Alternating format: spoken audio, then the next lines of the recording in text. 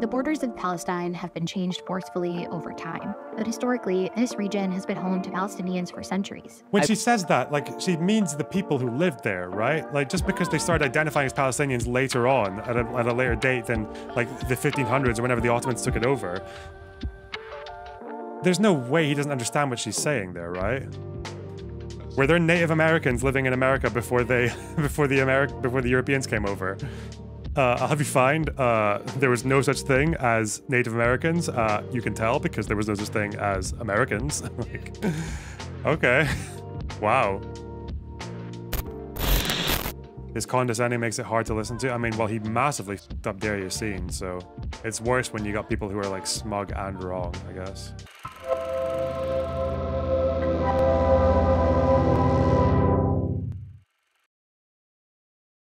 TravelingIsrael.com. One word. This guy, a couple of weeks ago, did a video about the Palestinian refugee problem. Explained. Nakba and the Arab narrative. So, this guy has been making the rounds. His little channel's been blowing up pretty quickly over the last month. Mostly for his debunkings, his meticulous debunkings of the Palestinian narrative. Of history, current affairs. So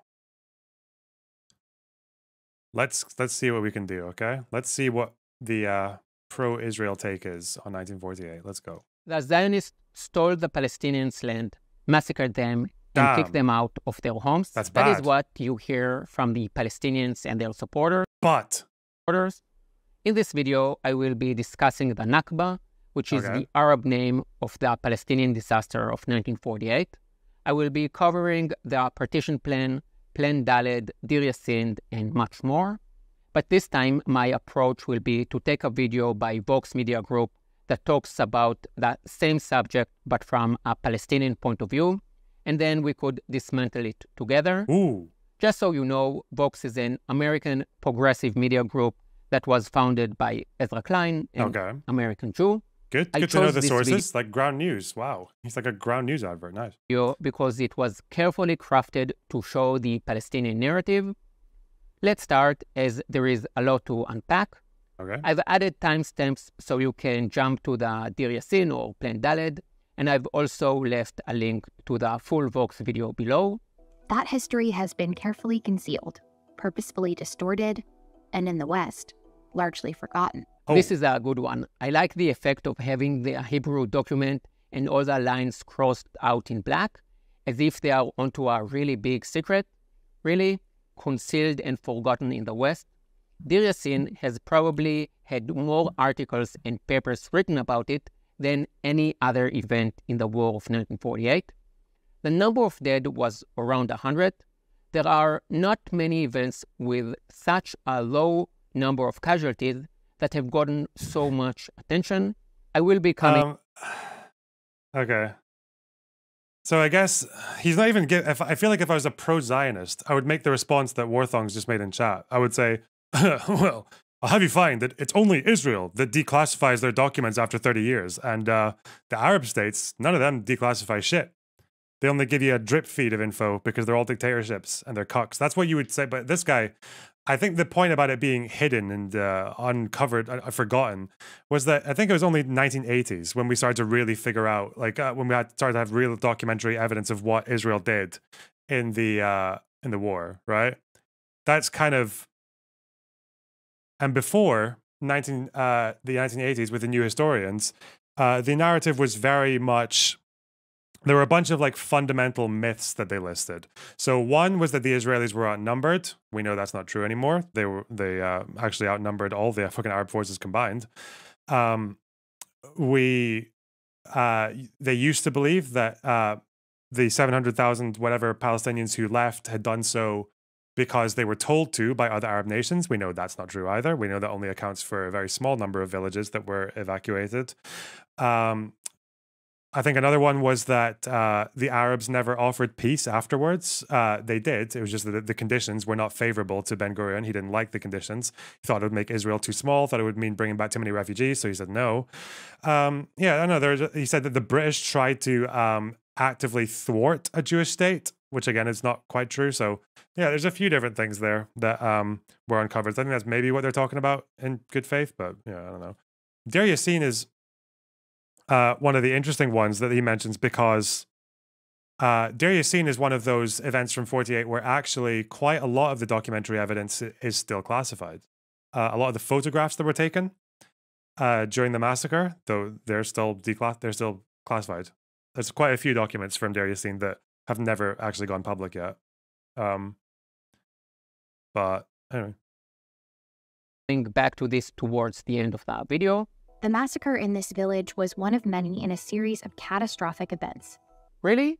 Then why is Deir Yassin always the example given? It's like when you only have one example, so you just say, etc. When hundreds of thousands of Palestinians were violently displaced. Deir Yassin's the big one because the crimes committed there were the most, like, probably some of the most gory and viscerally horrific. I think it was Deir Yassin where a guy was forced to throw his son into an oven. And I think they threw him into the oven after, something like that, right? And it's also where, like, the witnesses from the time, like the women who fled were like, well, we heard what they were doing to the other women, so that's why we left. And it's like, oh, okay. Yeah, Deir Yassin was pretty fucking brutal.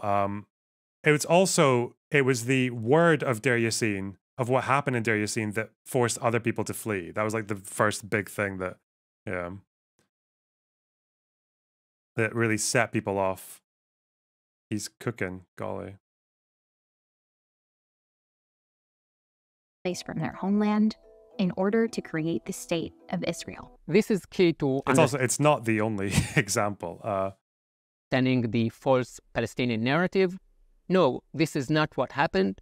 The Palestinians were offered a state, they rejected it, they started to kill Jewish civilians, and then lost the war that they had started. More about that shortly. The borders of Palestine have been changed forcefully over time. But again, it's like there's always this weird mentality, Lonerbox, and I don't. You smarmy cuck bastard. It's funny right now that we're talking about collective punishment, right? Because he says the Palestinians started a war, and then they fucked around and found out. Basically, you can say that like about the leaders and about the militants, but overwhelming majority of Palestinians living in this area were not militants. Okay, they were not militarized. Some of them, even like Deir Yassin, had peace pacts with Israel. So yeah, I don't really know why he's this mentality. You know, it's like it's always collective punishment. I imagine the way that he's going to talk about this as well. He's going to lump Palestinians and Arabs into the same. Like he's going to kind of use those two very interchangeably because it kind of like it's a way to basically make Palestinians, the people who lived just in like random villages and farmland, are somehow accountable for the crimes of not only the militants in this region but also the militants here. Like yeah, it's a very grim way of looking at things. Again, just because Palestinians start a war doesn't mean you have the right to commit war crimes against them. I feel like that's a pretty given. That's some pretty straight facts, you know. Historically, this region has been home to Palestinians for centuries. I've said it many times before in different videos, but I'm happy to repeat it again here. No, not true. Until the beginning of the 20th century, there was no such a thing as Palestinian people. Thousands of pilgrims visited the land of Israel in the 17th, 18th, and 19th century. I feel like I'm reliving the old debate from the one that we just have. When we talk about Palestinians, we're talking about the collective name for the group of people who lived there. Just because you don't deny the existence of that, you're saying that national identity didn't exist beforehand. Like, what does that mean? They're not people then?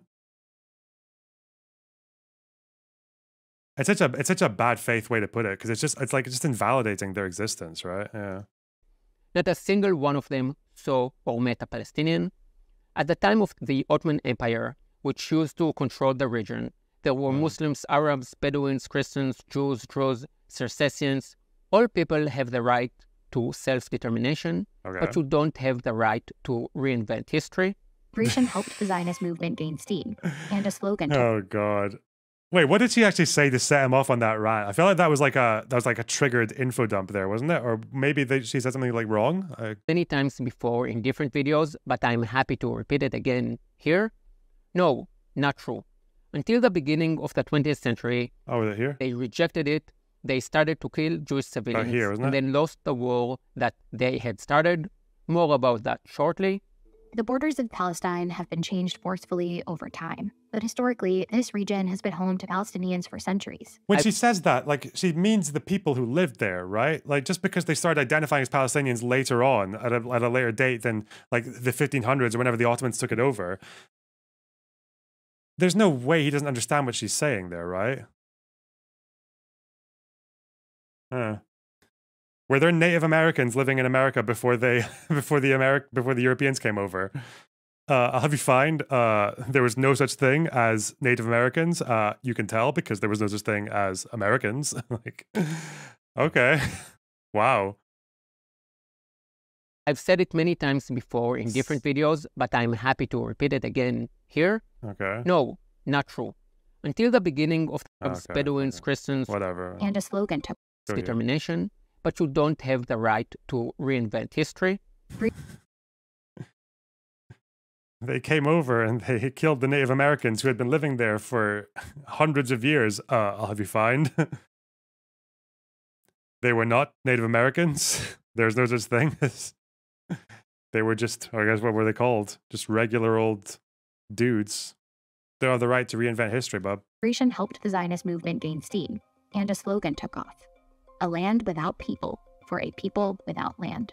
And it sends a message to Western leaders that the people who had been living in Palestine for generations could just be easily moved elsewhere. Here we have just 4 sentences, and Fox managed to squeeze so much misinformation into them. Fox want to show you that the Jews planned the transfer of the Arabs. The thing is that in all Zionist documents, from the first Zionist Congress to the Israeli Declaration of Independence. I will just say, just as a quick precursor, I feel like this Vox video, I don't remember it completely, but I don't think it was very good. I think it was very, very simplified. But anyway, what's he saying here? Zionist documents, from the first Zionist Congress to the Israeli Declaration of Independence, there is absolutely nothing to support this theory. They actually state the opposite, that all people will enjoy equal rights. The slogan, a land without people for a people without land, was said by Israel Zangwill at the end of the 19th century in Britain. At that time, the land of Israel was a neglected part of the Ottoman Empire. So to take a sentence that was said in Britain about 30 years before the collapse of the Ottoman Empire and to claim that that was the policy in the 1930s is pure manipulation. It is claimed in the video that it sends a message to the West that people could be easily removed. Who sends a message? The Zionist movement never said anything about removing non-Jews from the land. On the contrary, the Zionist movement said very clearly that all people from all religions could be granted their human rights. So he's saying they never said anything about removing... This is just not true. This is why I wonder what this guy's reading. Is he reading like one of the people who came before the new historians, like in the 70s or something? No, they absolutely said plenty of things about transfer. Like, I don't know why. You can say that they felt it was conditional. They did feel that. Like, they didn't want to do it for its own sake. But, like, I mean, you could a couple of quotes. Like on... this is from Benny Morris, by the way. Quite a pro-Israel dude, actually. That doesn't sound like his claim. Okay, sorry. I'm just gonna get the fucking cope fucking guzzler. The D cope guzzler. Anything about removing? Who sends a message? The Zionist movement never said anything about removing non-Jews from the land. What do you want me to like? Okay, so here's Ben Gurion, 20th Zionist Congress at August 37th. We must carefully examine the question whether the transfer is possible, whether it is necessary, whether it is moral, whether it bring benefit. We do not want to dispossess, but transfer of population happened in the past, in the Jezreel Valley, in the Sharon, and in other places. You know of the Jewish National Fund's actions in this regard. Now the transfer will have to be carried out on a different scale altogether. In many parts of the country, new Jewish settlement will not be possible unless there is a transfer of the Arab peasantry. The Peel Commission dealt with this matter seriously, and it is important that this plan, i.e. the Commission proposal that 225,000 Arabs be transferred out from prospective Jewish state, came from them and not from us. The transfer of the population is what makes possible a comprehensive settlement plan. Thankfully, the Arab people in Palestine have large empty areas. Jewish power in the country, which is continuously growing, will also increase our possibilities to carry out the transfer on large scale. You must remember that this method contains an important humane and Zionist idea: to shift parts of a people to their own country and to settle empty lands. And again, like, I support compulsory transfer. I don't see in it anything immoral. So they did talk about transferring people. They also said that it was that they thought it would be ethical. They never, I don't think Ben Gurion ever denounced the idea of transfer. By the way, transfer is just a euphemism for expulsion. Like, they mean the same thing anyway. So,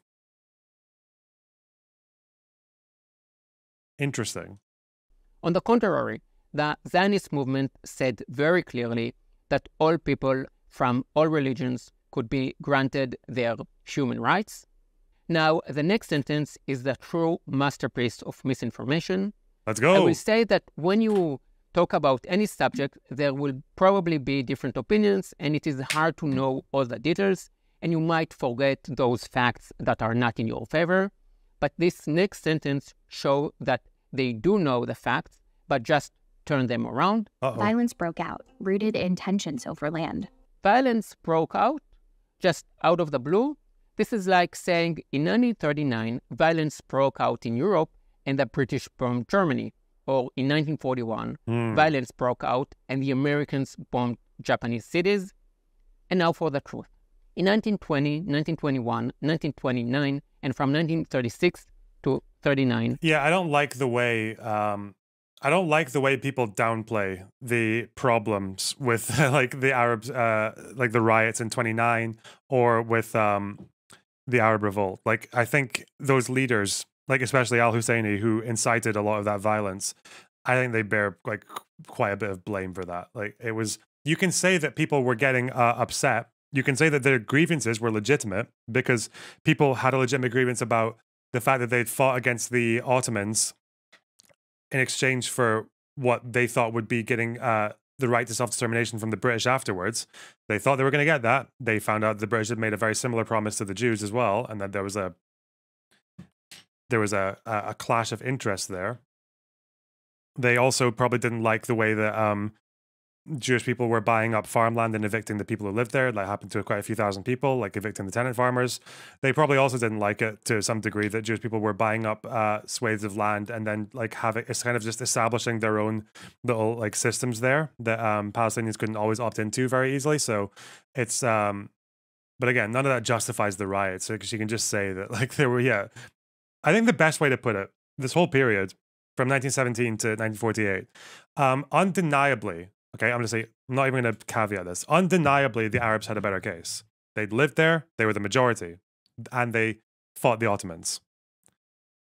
They did their deal, they did the job, they were the ones who lived there, they were the majority. That's a really good case. They had the worst leaders in the fucking world, though. They had al-Husseini, crazy fucking Nazi dipshit. They had a bunch of, they had like a very disconnected kind of like feudal upper middle class. The upper middle class were kind of the same thing. There wasn't really a middle at that point, who didn't really care about the people that they were representing or the people that they were overseeing. A lot of them even left the country and went off to live in fucking hotels in Cairo and Beirut before the war even started. So yeah, the Zionists didn't have a very good case, but they had very good advocates. That's just, yeah, that's how it went. Anyway. Arabs attacked the Jews. There were brutal attacks and pogroms against Jews in Jerusalem, Jaffa, Galilee, and Hebron, and in Gaza. And in Gaza. Even Israelis don't know this, but until 1921, there were Jews in Gaza. Many ancient Jewish communities, a lot of which had nothing to do with Zionism. I knew that. I think it was 29 when the British pulled the Jews out of Gaza, but yeah. Were wiped out. The bottom line is very clear. Arabs attacked the Jews, destroyed ancient communities, burned Jewish villages to the ground, and killed Jews living in Jewish settlements. In one of my latest videos, I showed the names of some of the Jewish settlements that were destroyed by Arabs. I will show it again. Throughout the 1920s and 1930s, before any Arab left his home, for reasons I will be coming back to, Jews were being attacked, ancient communities were being destroyed, and Jewish settlements were having to be abandoned. This is not the odd bout of violence. I wonder if I asked him, if I feel like if you asked this guy why the Arabs were angry, would he just say it was anti-Semitism? Would he just begin it just began and ended with anti-Semitism? I don't know. It definitely played a part. It definitely had its own little role, but like I don't know. I feel like the problem with the Balfour Declaration, clashing with what was promised to the Arabs. I don't know how he would reconcile that. I guess he would probably just start going back to fucking 400 BC or some bullshit. Like, that's probably what he would do. This is continuous violence being perpetrated against the Jews by the Arabs. So it is not like violence just broke out in 1948, as Vox would have us believe. Let's continue. The next one is also a big one. And the British began training and arming Zionist militias to suppress the rebellion. So the British trained the Jews? What can I say? It is true. But Vox has forgotten to mention two important points. First of all, they trained Arabs as well. Both Jews and Arabs work for the British, also as armed forces. And second, they forgot to tell you that in World War II, the British trained the Jews because the Arabs had already made a pact with the Nazis. Silly Vox, they forgot about that. This topic deserves its own video, but here is a brief summary of what happened. The leader of the Palestinians, Amin al-Husseini, lived in Nazi Berlin for 3 years during the war. He met with Hitler and other high-ranking SS officers. The plan was that when Rommel conquered the Middle East, a death camp would be set up in the Dotan Valley and run by the Arabs. Rommel was stopped by Montgomery in El Okay, he told that part of the history correct. He didn't do the Netanyahu thing where he says that Hitler was persuaded to do a Holocaust by al-Husseini. Yeah, al-Husseini was a very, very bad dude. Even Arabs didn't really like him. Part of the reason that Jordan made their secret deal with Israel was because they didn't want to live in a state next to al-Husseini. That was part of King Abdullah's decision to do his pact with Israel. I guess he also wanted the land, but yeah. But there was another Nazi Arab plan called Operation Atlas. The plan was that a few Arabs and Germans would arrive by air and poison the drinking water of Tel Aviv. The British managed to put a stop to it. You've never heard about these Nazi-Palestinian connections? I don't blame you. The mainstream media doesn't talk about it. Don't believe me? Google Operation Atlas. It is all documented. So yes, the British did arm the Jews. I think there were also, it wasn't a very big number. I think there were about 2,000 or 3,000 Palestinian volunteers, like who fought alongside the Allies in the war as well. But yeah, I love this guy. This whole like, you've never heard this one before, Sonny Jim. Yeah, okay. Against the German Nazis and against the Arab Nazis. Let's continue. A UN special committee proposed the land be divided into two states, a Jewish state and an Arab state. It was called the Partition Plan of 1947. We could not accept the partition plan because at that time the population we were almost 2 to 1. But the plan proposed giving over half the land and often the most fertile areas to the Jewish state. From a purely pragmatic perspective, the partition plan didn't make much sense for Palestinian Arabs. Vox should really get an award here, an award for choosing the most misleading words ever. The partition plan didn't make much. This guy has got the most incredible snark to him. Oh my god. Okay, but hey, who am I to complain as a fellow snarkoid? Okay. I need to read more about the partition plan. I've heard actually that although it looks ridiculous, I've heard that the UN actually worked really, really hard on making those decisions to form the partition plan. But I guess there was the whole thing that the Zionists had this like 11-point settlement plan because they wanted to make sure that they had a connection across the Negev that made the partition plan a bit harder. Yeah, there's so many. Apparently, a lot of thought went into making those borders, but alas, it was not meant to be. What's he going to say? Sense for the Palestinian Arabs. Could it be that by this sentence you meant the Arabs didn't accept their partition plan and so they started shooting at Jewish civilians? Let's unpack this. So the British had enough problems at home and their empire was collapsing. They told the UN to take care of this Jewish-Arab problem. The UN looked into it and decided to split the land into a Jewish state and an Arab state. Neither Jews nor Arabs liked it. However, the Jews were willing to compromise, and the Arabs weren't. Instead, they started killing Jewish civilians. Well, they didn't start, as they had already started in 1920. They continued. This is extremely important to understand, so it bears repeating. In 1947, the Arabs had the possibility of establishing a Palestinian state, and they said no. And as for the claim that the Jews were giving more, even though they were fewer in number, of the land of the British Mandate, the Arabs also got Jordan. Now, I have nothing against the Jordanians, but the Jordanians and the Palestinians are the same people. Is he good? But then what's he going to suggest then? Because I feel like this is the Ben Shapiro thing where he thinks that just because... the Jordanian Mandate, the Arabs had all... Also, I think the Ben Shapiro argument is, well, the Arabs had all this. Why couldn't they just give this smaller bit to the Jews? But it's like, again, you're not really accounting for the fact that like loads of Arabs lived here. Unless you're thinking that Jews could have a Jewish state where they were only a third of the population.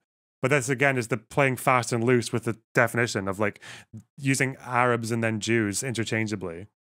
Because I think there's part of this argument, I think the only way this argument he's making makes sense is if you believed that up to 1 million Arabs could have just like walked over to, could have been scuttled over to Jordan, like for the Jewish state to be a thing.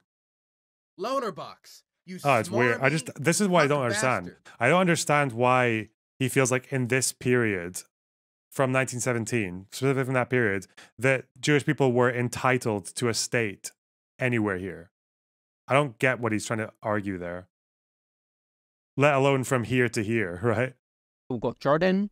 Now, I have nothing against the Jordanians, but the Jordanians and the Palestinians are the same people. Both are entities that were simply made up by the British. There was no difference between the Arabs who were living on the eastern side and the western side of the Jordan River. But the point I want to make is that apart from the fact that the Jordanian ones were people who lived here, and the Palestinians were the ones who lived here. And I guess if you, I don't. This argument is so weird. And the western side of the Jordan River. But the point I want to make is that the Arabs had already gotten hold of a large part of the British Mandate land. And if you take Jordan's territory into account as well, the Jews actually got the smaller part. And the claim that the Jews got the most fertile land is a lie. The biggest chunk of land that the Jews got was the desert. And now I want to show you an amazing map. On the left, you can see the map of the partition plan. And on the right, you can see a map of areas infected with malaria. I think also though these wasn't there a lot of the fertile land up here near the Upper Galilee, this place here next to Lake Tiberias, and even along here.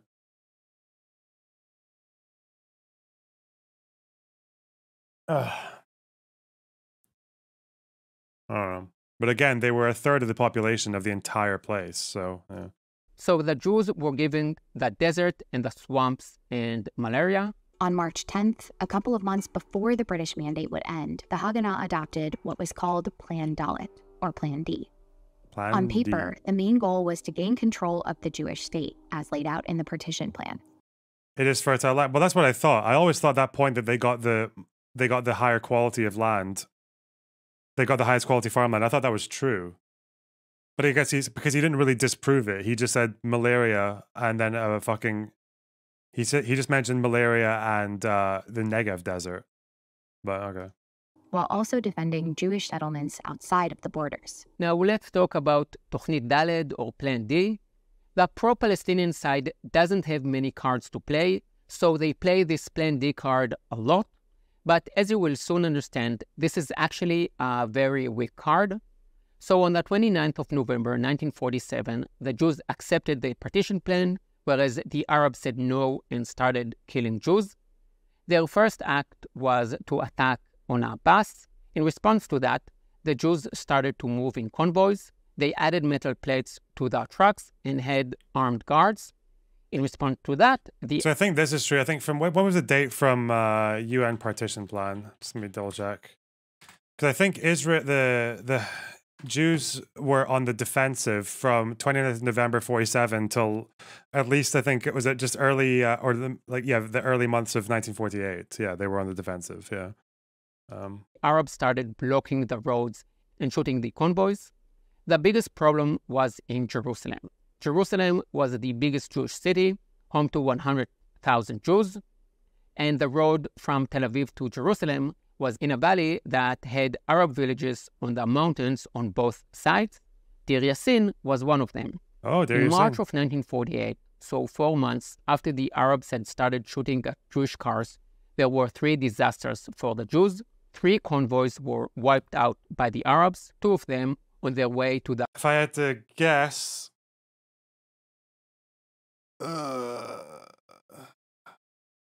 people who talk about Deir Yassin say that it was being used by militants. But I wonder what he's going to say about the peace pact that they had and the fact that Deir Yassin, the people in Deir Yassin were rejecting irregulars who wanted to use the area. The besieged city of Jerusalem.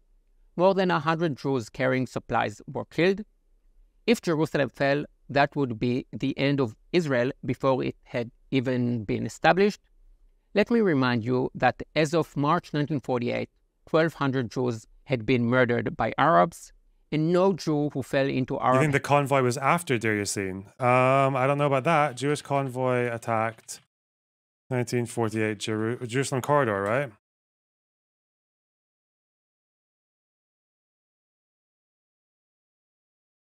Oh yeah, the convoy massacre was April 13th.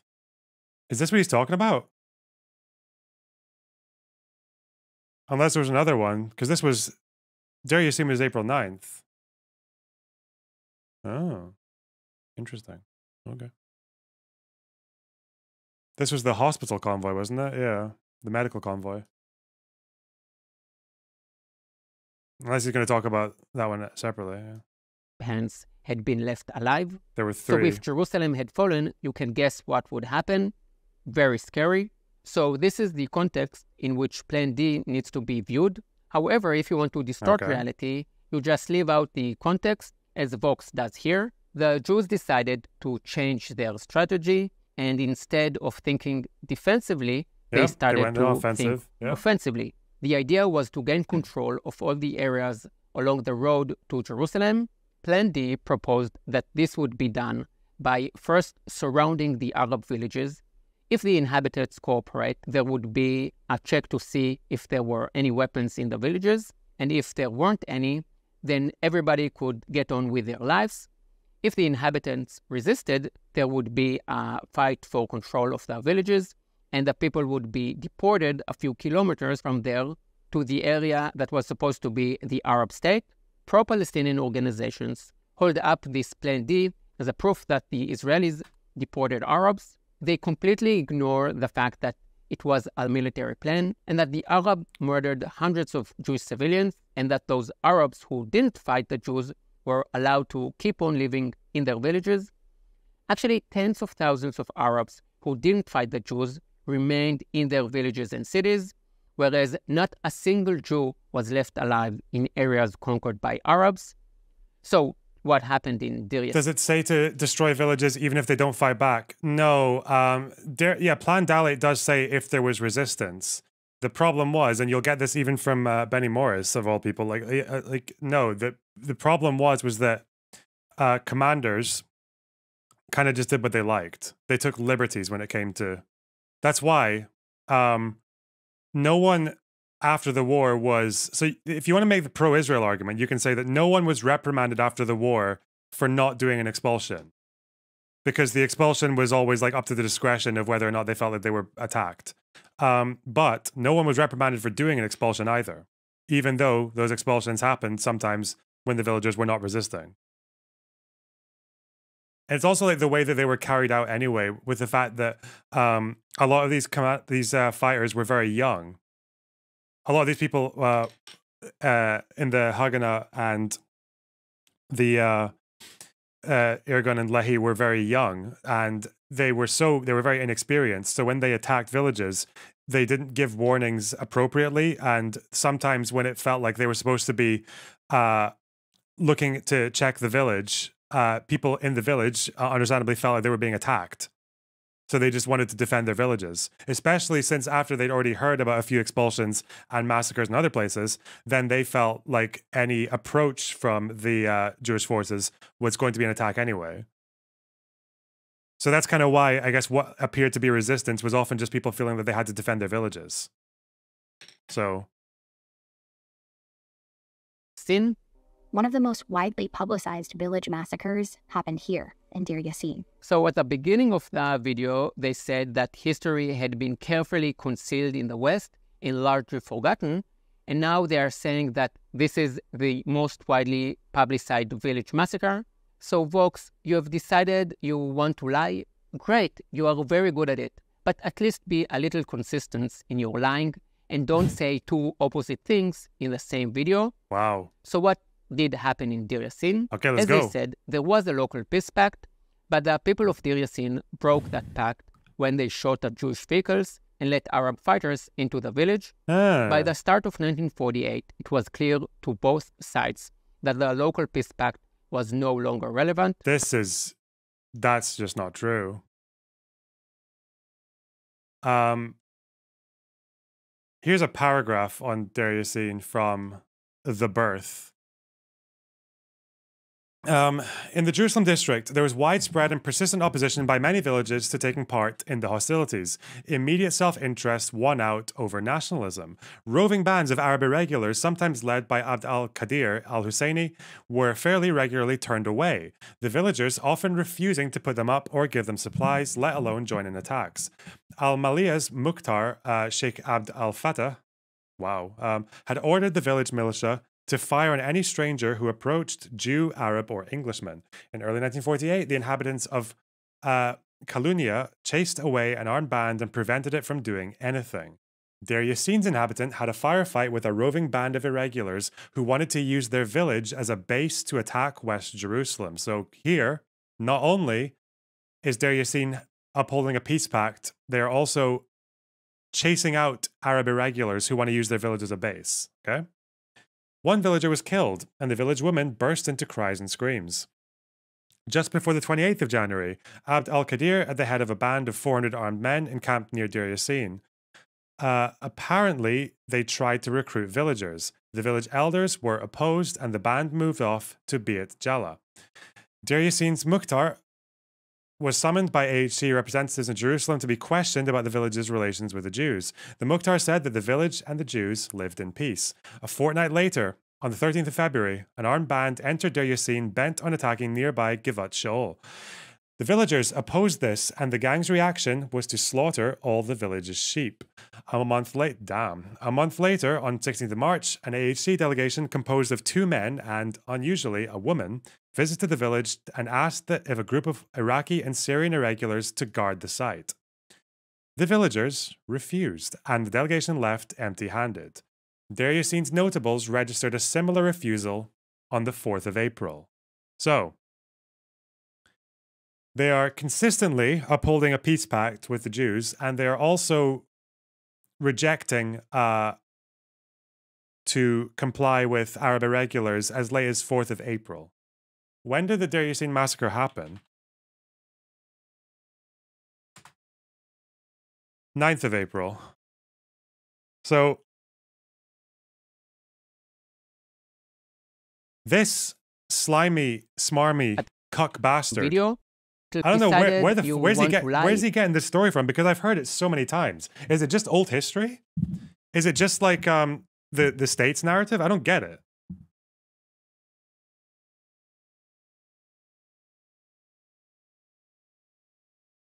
Because I've heard this. What were the sources for the account you just read? That was from The Birth of the Refugee Problem, Benny Morris. Let's see. Incredibly forgotten. And now they are saying that this is the most widely publicized village massacre. So, Vox, you have decided you... No, I don't think he's lying on purpose. Like, I've heard a lot of people who genuinely believe this.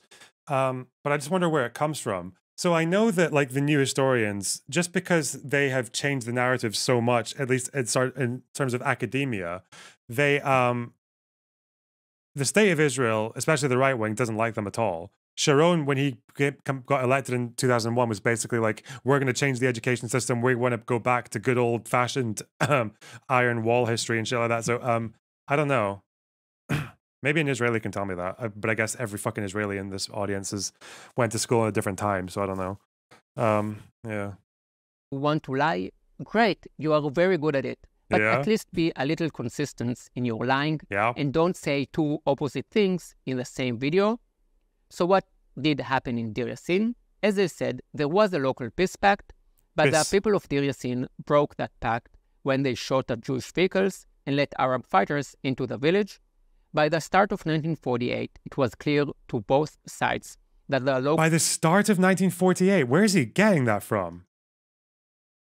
That's not even... By the start of 1948? I don't know. It definitely wasn't by the start of 1948, though, was it?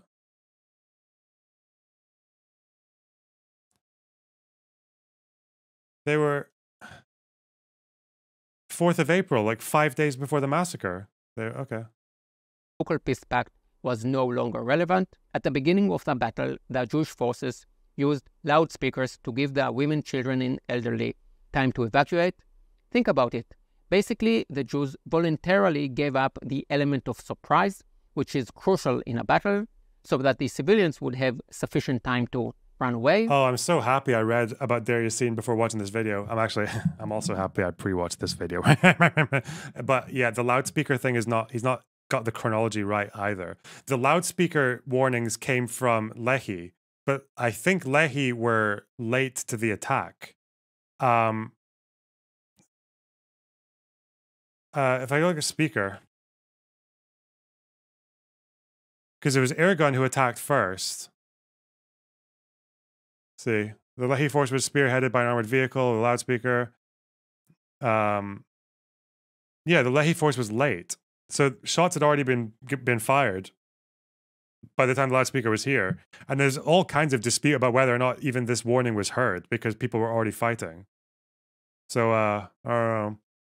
The plan was to drive the vehicle into the center of the village and blare a warning in Arabic, urging the residents to run towards Ain Karim. Instead, the vehicle halted or overturned at a ditch directly in front of the village, and as it struggled to get out, the Arabs opened fire on it. Whether a warning was read out on the loudspeaker is unknown. After we filled in the ditch, we continued traveling. We passed 2 barricades and stopped in the third, 30 meters away from the village. One of us called out on the loudspeaker in Arabic, telling the inhabitants to put down their weapons and flee. I don't know if they heard, and I don't know if these appeals, and I know these appeals had no effect. So, weren't Ergun and Lehi considered extremists by the rest of the Jews, though? Oh yeah, no, they were, yeah. But I get at the same time, like, they,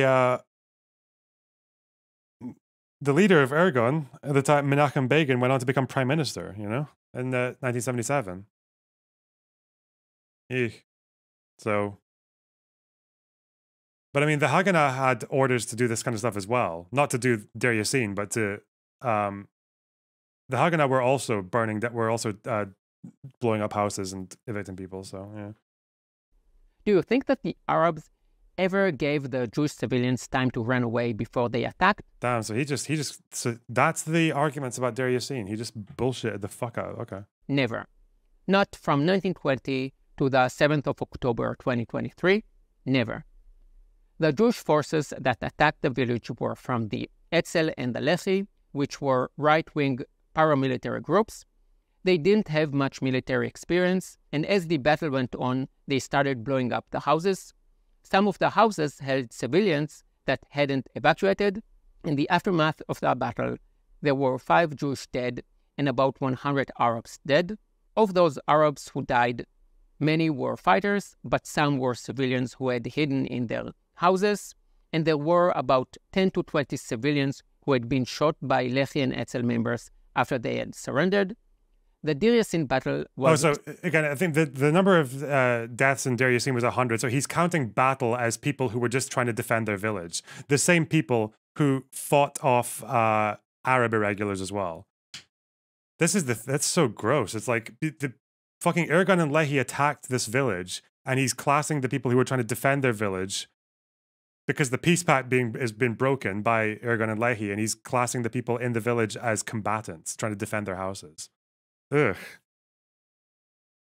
Small, poorly planned, and poorly executed. A few dozen... You know what that sounds like? That sounds like the fucking tanky who got really upset with me for talking about that guy who died in Kibbutz Erez. The guy who died fighting against Hamas in Kibbutz Erez on October 7th. And he said, oh, Lonerbox, why are you giving airtime to talk about, to do a eulogy for this Zionist combatant? Oh no, birds of a feather. Okay. Civilians died during the fighting. And at most, if you take the highest estimation, 40 civilians were shot after they had surrendered. It is a fact that a tragedy occurred in Deir Yassin, and it is fair that the Jews take their share of responsibility, but it is also fair to... But they also broke a peace pact, and also they stayed to fight when we tried to warn them to leave. Okay. Bro! If you... How should I do what he's doing? Just say every sentence like as a question. Bro, if you are lying, please lie about things that are correct. Okay, next section.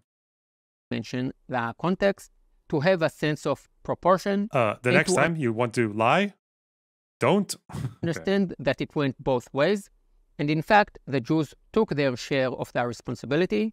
After the event, the Jewish agency sent a letter to Abdallah, king of Jordan, condemning the attack, saying it had been carried out by Jewish extremists and that it contradicted Jewish values. And this, my friends, is the true story of Deir Yassin. A few days after the Battle of Deir Yassin, a convoy of the hospital in Jerusalem was attacked by the Arabs. Oh, this is 80 after. Jewish Okay. doctors and nurses were murdered. He's got the chronology right on that, so that was after, yeah. Vox hasn't dedicated a video to them. Is he going to mention... I guess he's not going to mention Israel collaborating with Jordan over Jordan taking the West Bank. But I don't know. Or to the 130 Jewish civilians who were massacred in Kfar Etzion a month after the Battle of Deir Yassin. The Zionist militias used it as a... Again, the idea of Deir Yassin being a battle is very... That's just that's like an ideological, propagandistic word to use for that, because there's no reason to believe that it was a battle. It was an attack on a village that had that had 5 days earlier had repelled Arab irregulars who were trying to use it as a base. Eek. Propaganda tool to tell people about it everywhere. The idea was that if you don't leave, we will do to you what happened in Deir Yassin. No, not true. The Jewish military or political leaders never used the Deir Yassin battle to urge the Palestinians to leave their homes. It was the... Well, they might not have. Again, so I know there's some contention about the Haganah whisper campaigns, but if you do a massacre, you're kind of telling people, if you're doing a massacre to a village that was still upholding a peace deal, actually, a peace pact. If you do that, you're kind of telling the other people that they should fuck off. That's usually what you're saying. That's why I count people who fled after what they heard about in Deir Yassin, I count them as being expelled as well. Because that was the actions of the Jewish forces that did that, right? I don't think that's a very controversial thing to say. The Arabs who used the story of Deir Yassin to motivate other Arabs to fight. It was Hussein Khaldi, the former mayor of Jerusalem and a representative of the Arab Higher Committee, who persuaded the Arabs of Deir Yassin to say that there had been more death and rape and that the Jews had used tanks and other things that never happened. The aim was to motivate the Arabs to fight the Jews, but instead of doing that, it motivated them to flee. After taking Deir Yassin, Zionist paramilitary groups cleared major cities, including Haifa and Jaffa. Now, Vox made a big mistake here when they used Haifa as an example. Unlike other misleading information in this video, where they intentionally twisted the facts, here they dug a deep hole for themselves. Because he's going to say that Haifa was the city where the Jewish mayor, or whatever the fuck he was, actually asked the Arabs to stay after winning the battle. Yeah. And they left anyway. And I'm going to let them fall right into it. The Battle of Haifa is the best example of what really happened to the Arabs in the war and how they came to. Well, it seems to be that our smarmy, slimy cuck bastard here has dug himself into a bit of a hole, which I'm going to, I don't even know, throw the spade in and let him dig for it.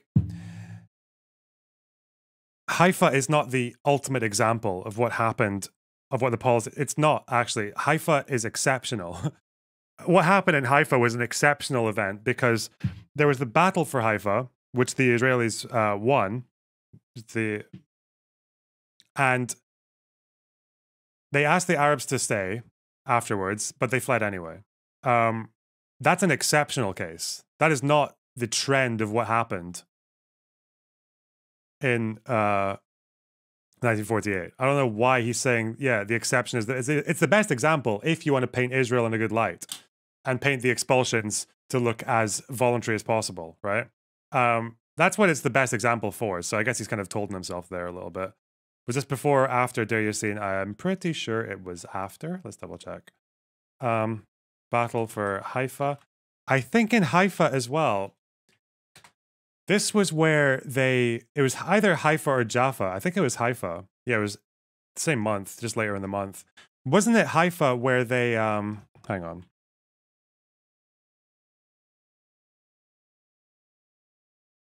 Now, you can say that after the battle was won, people were asked to stay, but they fled anyway. Now, you can say that's irrational from the Arab side, or that's not the Israelis' fault. Let's just read a little bit of this passage about what happened in the Battle of Haifa and see what's going on here. Okay, see what the Arabs were thinking about it. So, this is the right one I was thinking of, yeah. Throughout, the Haganah made effective use of Arabic language broadcasts and loudspeaker vans. Haganah Radio announced that the day of judgment had arrived and called on inhabitants to kick out the foreign criminals and to move away from every house and street from every neighborhood occupied by foreign criminals. The Haganah broadcasts called on the populace to evacuate the women, the children, and the old immediately and send them to a safe haven. Jewish tactics in the battle were designed to stun and quickly overpower opposition. Demoralization was a primary aim. It was deemed just as important to the outcome as the physical destruction of the Arab units. The mortar barrages and the psychological warfare broadcasts and announcements and the tactics employed by the infantry companies advancing from house to house were all geared to this goal. The orders of Carmeli's 22nd Battalion were to kill every adult male Arab encountered and to set alight with firebombs all objectives that can be set alight. I am sending you posters in Arabic. Disperse en route. This was also, I'm almost 100% sure that Haifa, it was either Haifa or Jaffa, where they drove loudspeaker vans through the town and played shrieking sounds through the speakers to terrorize the population. So it's like you win this battle and it kind of sounds like you've told them to leave, right? Because again, mortar barrages were not, they were completely indiscriminate at the time. You couldn't aim mortars like that well. So it's not like they were going for military targets in the town. I mean, if he wants to say this was the prime example, even though again, it was not the norm for people to ask Arabs to stay from a position of authority, right, after winning the battle. So, eek.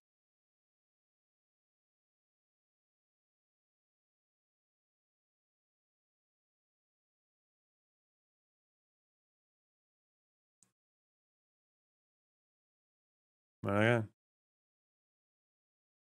Be refugees. So Haifa was a mixed city, half Jews and half Arabs.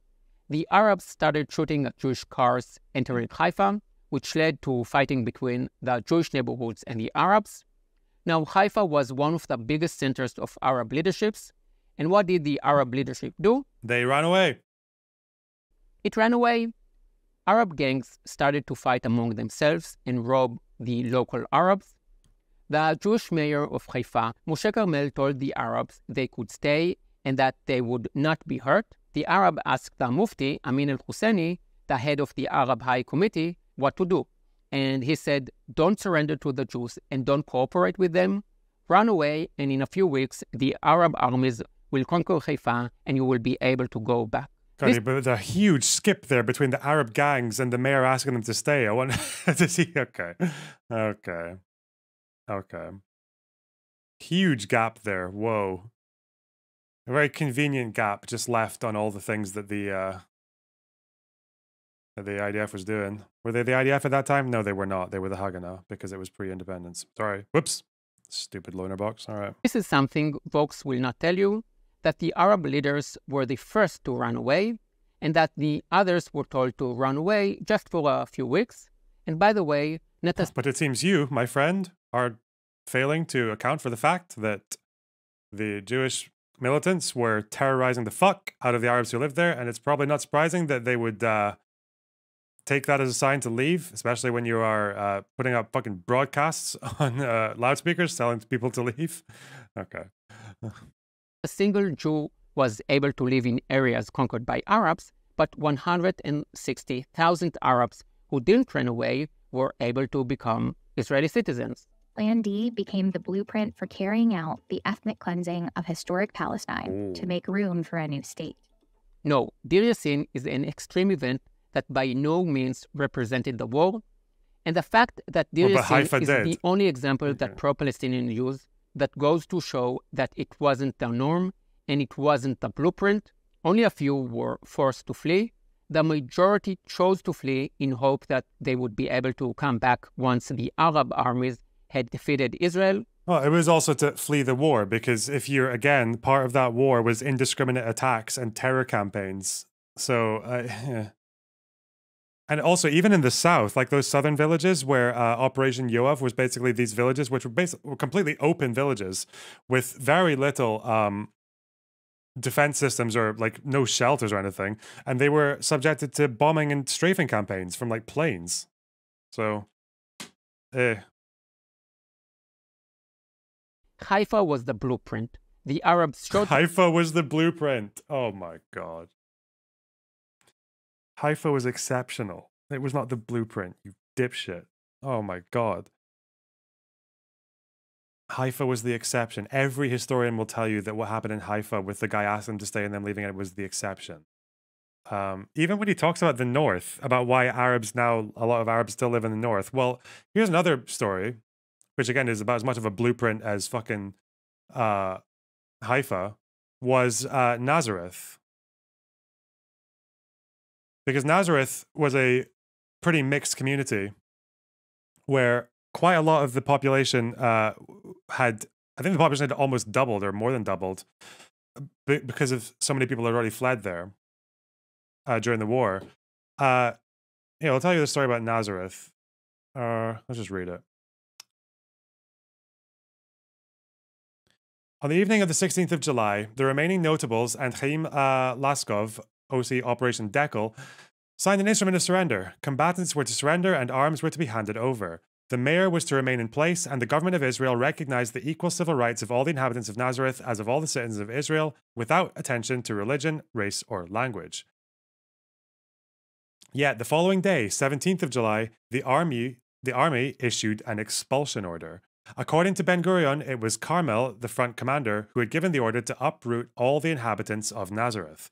According to Colonel Ben Dunkelman, the Canadian commander of the 7th Brigade, the order had come from Laskov, his immediate superior.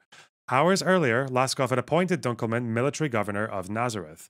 But Dunkelman was shocked and horrified and refused to carry out the order, forcing Laskov to obtain a higher sanction. Laskov asked IDF General Staff for a ruling. Tell me immediately, urgently, whether to expel the inhabitants from the city of Nazareth. In my view, all, save for clerics, should be expelled. The matter was referred to Ben-Gurion, who vetoed the proposal. According to the order of the defense minister, the inhabitants of Nazareth should not be expelled. So again, we have someone here who was initially ordered to expel people from Nazareth, and I guess the only reason he didn't at the time was that he refused, and then thankfully it went up to Ben-Gurion who said no. Like, so that's a pretty exceptional case as well, where just some brave Canadian gigachad being like, nah.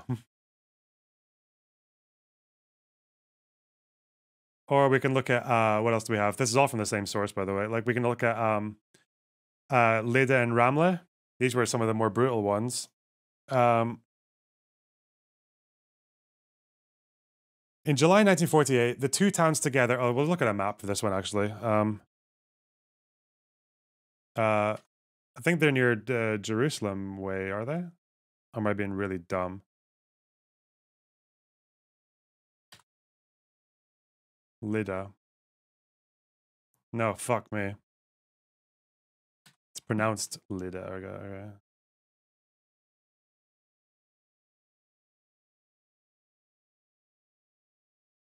Where exactly are you? Yeah, about there. Not too far from Jerusalem. Okay. These were like two towns that were kind of quite close to each other, Lida and Ramla. All right. In July 1948, the two towns together had a population of roughly 50,000 to 70,000, of whom 20,000 or so were refugees from Jaffa and its environs. The inhabitants had some reason for confidence. The towns lay outside the partition-planned Jewish state, and the presence in them of Arab Legion troops implied a commitment by King Abdullah to their defense.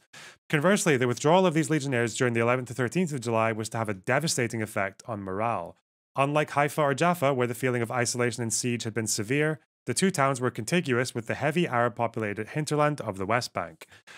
And there had been the month of quiet during the first truce. The civilian population had not left the towns, and they did not believe that we will succeed in conquering the two towns because they were well fortified, an IDF intelligence officer concluded on the 28th of June.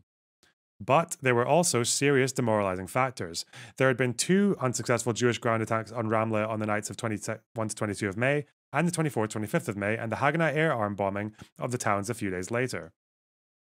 Taken together, the two towns have been put on notice. As well, the protracted presence in the towns of thousands of refugees from areas already conquered by the Jews must certainly have a destabilizing effect. The refugees were hungry and short of money. Braving possible IDF fire, they made foraging raids into the fields in no man's land to gather the stocks of wheat and vegetables. Moreover, the towns had suffered from severe unemployment since the start of the hostilities. Many had been employed in Jewish settlements, and from occasional food shortages which had triggered sharp increases. Some wealthy families had fled to the Triangle or Jordan during the previous months. Operation Dani, which involved 4 IDF brigades and began on the night of 9th of July, was swiftly to complete the demoralization of the towns and within days to result in the almost complete exodus of their inhabitants eastward. From the start, the operations against Lida and Ramle were designed to induce civilian panic and flight, as a means of precipitating military collapse and possibly also as an end itself. After the initial air attacks on the towns, Operation Dani headquarters at 11:30 hours, 10th of July, informed IDF/GS there was a general and serious civilian flight from Ramle. There is great value in continuing the bombing. During the afternoon, the headquarters asked General Staff for the renewed bombing and informed one of the brigades. Flight from the town of Ramle of women, the old, and children is to be facilitated. The military-aged males are to be detained. Yeah, these two towns, their population's just completely emptied. Even with like tens of thousands of people living in them. So again, to induce civilian flight and panic. I don't know. But I guess Haifa is apparently the blueprint. Okay. The Jewish civilians, the Arab leadership cowardly ran away. Arab gangs fought each other, and many Arabs ran away thinking that after the Arab armies had eliminated Israel, they would be able to go back. Neighboring Arab countries that were overwhelmed by Palestinian refugees immediately went to war with Israel. So the Arab countries attacked Israel in order to help the Palestinian refugees. Sorry to disappoint you, but their motive... Look at Jaffa. The story about Jaffa was like, what, Ben-Gurion was leading that? No, not Ben-Gurion. Menachem Begin, future prime minister. And it was like indiscriminate mortar shelling, right? That was like the big thing in Jaffa. They just shelled the fuck out of it, but whatever. Sorry, we've done a few of them now, okay? Was not to fight for the Palestinian refugees. Rather, their motive was to wipe out Israel. The second the British left, on the 14th of May, 1948, 5 Arab armies invaded Israel to do one thing only, to destroy Israel and kill all the Jews. Luckily for us, we won. Oh. Turning 6 million Palestinians. Again, the Arabs, again, they all had their different reasons. It's interesting that he's not mentioning that Jordan's objective was just to take over the West Bank. That's what they wanted to do. And they collaborated with Israel to do it. Only 3 people who knew about that deal at the time. That's why it was kept secret so successfully for so long. Egypt, Syria, like again, like it seemed quite clear that they also just wanted to capture territory. I don't think they gave a fuck about the Palestinians, but that's also why I think that they weren't able to get that many troops. They were well enough equipped, I think, the Arab forces, but they were outnumbered by the Jews, even like all the Arab forces combined, because I guess the Jews had much more of a reason to fight because they thought they were all going to die. Yeah. But they didn't have like a united cause, as far as we know. There's no evidence of that. Into refugees without a homeland. This is an interesting one. If about 700,000 left their homes, why are there 6 million refugees? What I'm going to say now will blow your mind, and the fact that you weren't aware of it until now will make you realize how deeply entrenched the Palestinian narrative or propaganda really is. So, what is a refugee? There are 2 legal definitions. He's going to talk about how Arab states fuck over Palestinian refugees, which is quite true. Oh, well. But again, it's also... Israel was offered peace by the Arab states at the time, it seems to be, in exchange for they wanted a fair amount of territory for it, but they also wanted Israel to take back quite a few of the refugees, and they said no. But yeah, it's like, if Arab states of 48 take responsibility for not giving them citizenship, well, Israel also takes responsibility for not letting any of them return.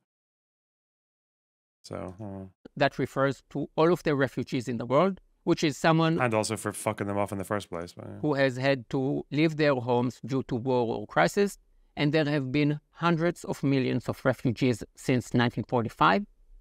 And there is another separate definition for the most privileged refugees in the world, the Palestinians.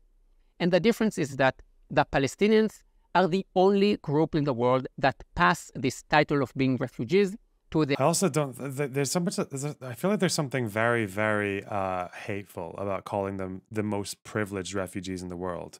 Because the way that their refugee status is treated, it doesn't really privilege them at all. It actually just keeps them locked out of the civil society of the countries that they live in. Like... They live in slums, at least in Lebanon. They live in slums. The bullet holes are still in the buildings from when their own people were massacred in the middle of the streets. Once, at least, with a bit of help from Israel. Like,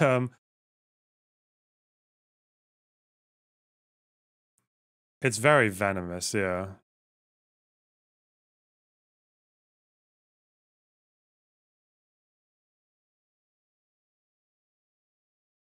Guys, you got very hateful vibes, I think. Like, if you look at a refugee camp, Lebanon.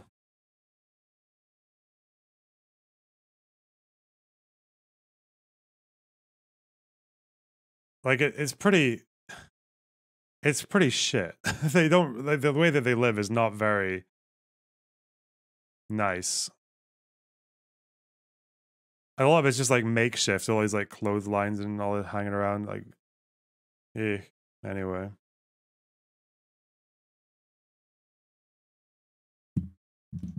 Their children and grandchildren, and so on. I don't want you to just take my word for it on this one. Check it out for yourself. For them, the Nakba isn't just a moment in history. It's a catastrophe that never really ended. Their catastrophe never ended for 2 reasons. First, they never took responsibility for their wrongdoing. Second, they keep on trying to wipe out Israel. They said no to a Palestinian state in 1937. They said no again in 1947. I think in 37 that was rejected by both sides. Is he talking about the Peel Commission? The Zionists rejected that as well. Again, I don't like this collective idea that just because you're leaders, just because you have bad leadership, that means we can call you privileged refugees. Ah, so ugh. From 1948 till 1967, they could have established a Palestinian state. Those areas were under Jordanian and Egyptian control, but they didn't. Yasser Arafat and Abu Mazen... See, again, it's like that, like lumping Arabs and Palestinians under the same responsibility. Again, it wasn't Palestinians' fault in the West Bank that they didn't get a state. That was Jordan's fault, obviously.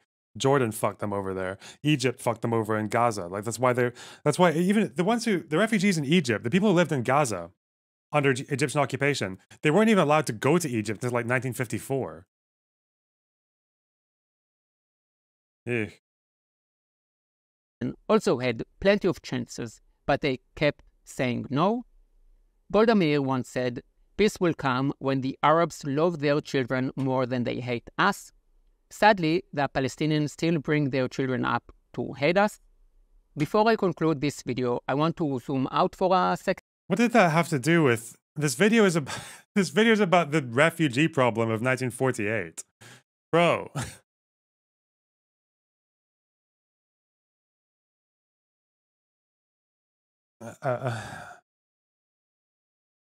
I'd be really interested to see what percentage of Palestinians from the 1917 up until today, what percentage of them have actually ever done any fighting? That would be quite interesting.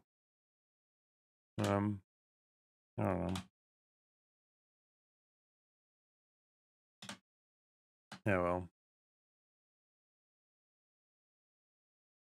I just don't get, because again, like you can definitely throw a lot of criticism out to Palestinian leaders and different Arab leaders around that region, but I feel like he doesn't really extend any empathy to the people who fall under those leaders. Israel undeniably sounds like a J-dam. Palestinians have only ever had 2 elections. Like since this whole thing started over 100 years ago, they had 2 elections. And one of them, they didn't even get the government that they wanted because, yeah, well, lots of blame on all sides, really, on that one. His condescending makes it hard to listen to. I mean, well, he massively fucked up Deir Yassin, so it's worse when you got people who are like smug and wrong, I guess. I don't know. Second, I want to show you a map that I really like. Here you can see the world, which is a really big place. It is bigger than Israel. After every world war, the first, the second, and to some degree also the Cold War, there has been a new world order. After World War II, a wave of new countries was established.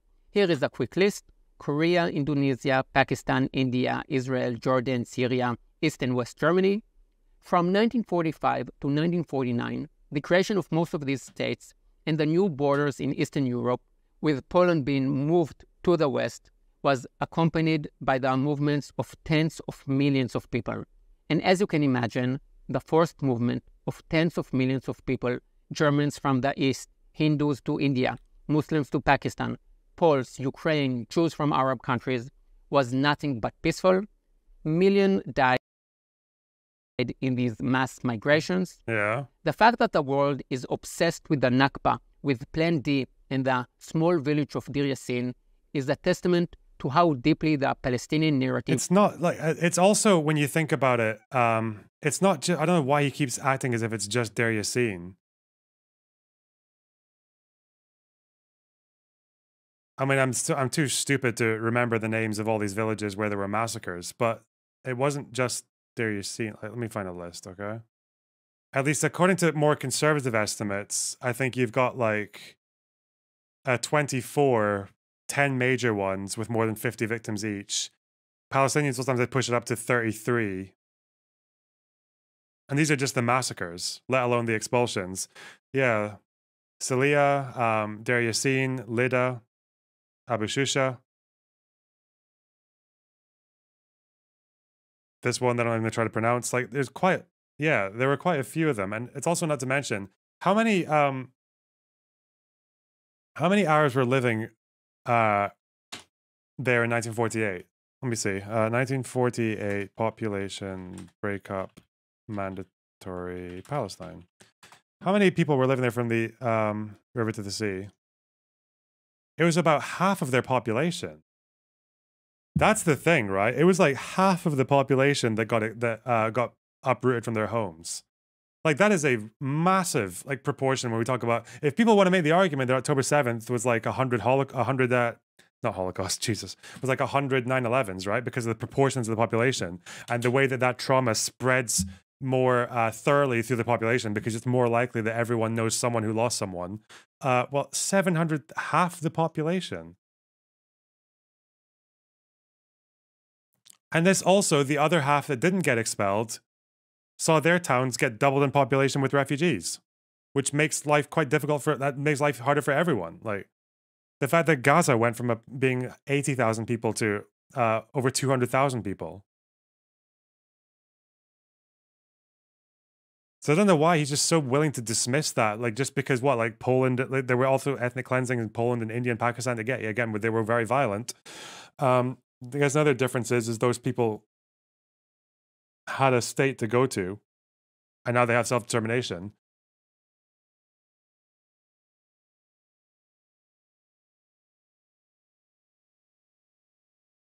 That's like 10 million 9/11s. Bro, yeah, it's a lot of 9/11s with this like level. Half of the population of the region. God.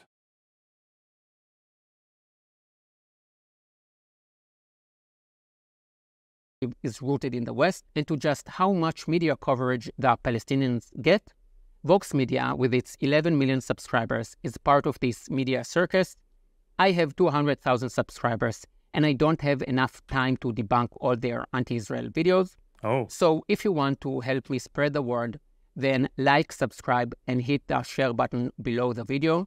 It will let you share my content on Facebook, Instagram, Twitter. With a few clicks, you can help me reach many more viewers. Next week, I will upload a video about the ethnic cleansing of Jews from Muslim countries. So see you next week. I saw that video go up. How can you be so quick to call this an ethnic cleansing?